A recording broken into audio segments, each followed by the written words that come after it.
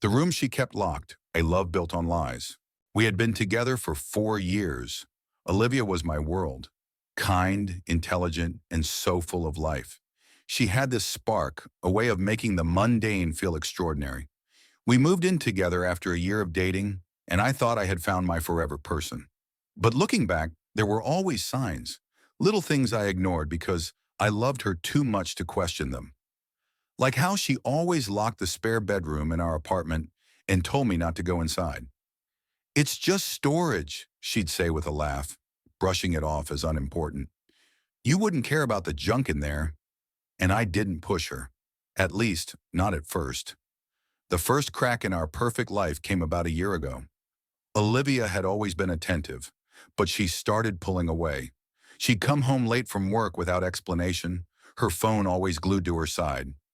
I tried to tell myself she was just stressed, maybe overwhelmed by her job, but deep down, a gnawing doubt started to grow. Then there were the phone calls.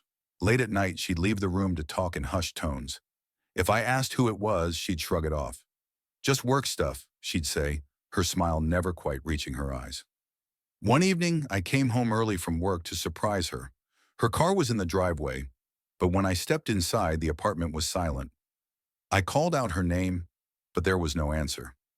As I walked through the living room, I noticed her phone on the kitchen counter. That was strange. She never left it out of her sight. I picked it up, hesitating for a moment before unlocking it. She had never given me her password, but I'd seen her enter it enough times to know it by heart. My hands were shaking as I opened her messages. Most of them were normal, conversations with friends and coworkers. But one thread stood out, a string of texts from someone named C. The messages were intimate, too intimate. "Last night was incredible. I can't stop thinking about you. When can I see you again? I need you. Does he suspect anything?" My stomach dropped. My vision blurred as I scrolled through the messages, each one a dagger to the heart. I didn't even hear Olivia come in until she was standing in front of me, her face pale as she saw the phone in my hand. "What the hell is this?" I demanded, my voice shaking. Her lips parted, but no words came out. She looked like a deer caught in headlights. Finally, she stammered, "It's not what you think." "Then tell me what it is," I said, my anger barely contained. But she didn't. Instead, she snatched the phone from my hand and stormed off to the bedroom, slamming the door behind her. I stood there, stunned, the weight of betrayal pressing down on me. That night, she slept in the spare bedroom, the one she always kept locked. I heard the lock click as she shut the door, and my curiosity flared. What was in there? Why was she suddenly hiding in the one room she'd never let me enter? The next morning, she acted like nothing had happened. She apologized, told me she loved me, and promised we'd talk later. But she didn't. She left for work and didn't come back until late that night. By then, I couldn't take it anymore. I needed answers. When she left the next day, I went to the spare bedroom.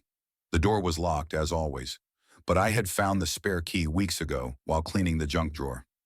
My hands shook as I unlocked the door and pushed it open. The room was dark, the air stale. It didn't look like a storage room. There were no boxes, no clutter.